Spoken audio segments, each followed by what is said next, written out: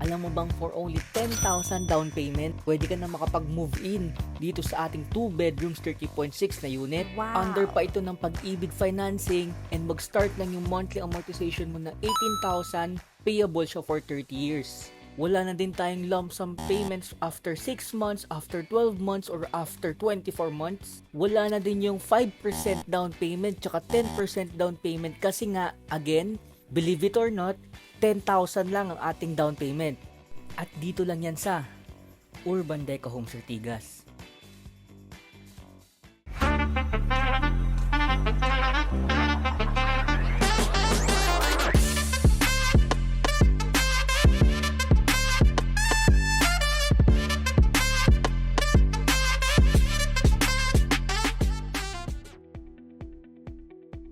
Located itong project natin dito sa Ortigas Extension, Barangay Rosario, Pasig City.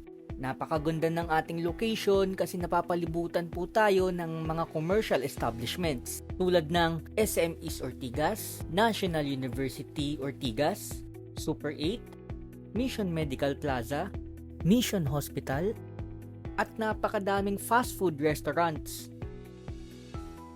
O diba? Napakaganda ng ating location. Hindi lang yun.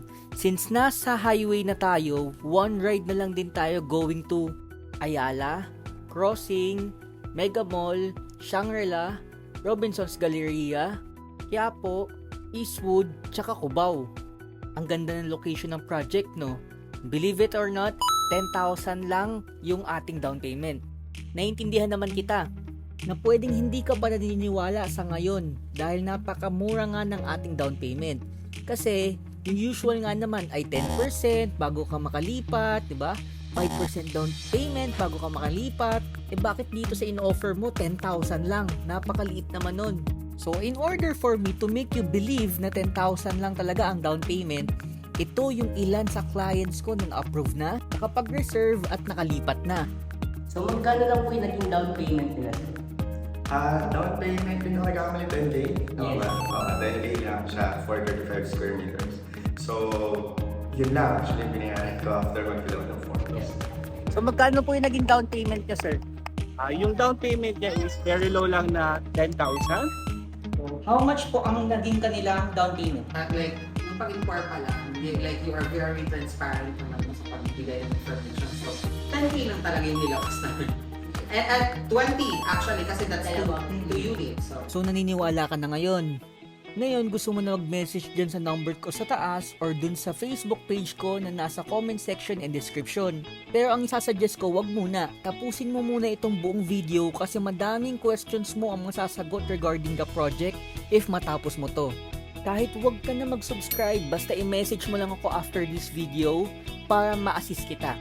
Okay? So let's continue. Para naman sa ating amenities, meron tayong 1.3 hectares na park kung saan andito na ang ating clubhouse, children's playground and outdoor gym, 2 basketball courts, then magkakaroon tayo ng commercial building in front of our project.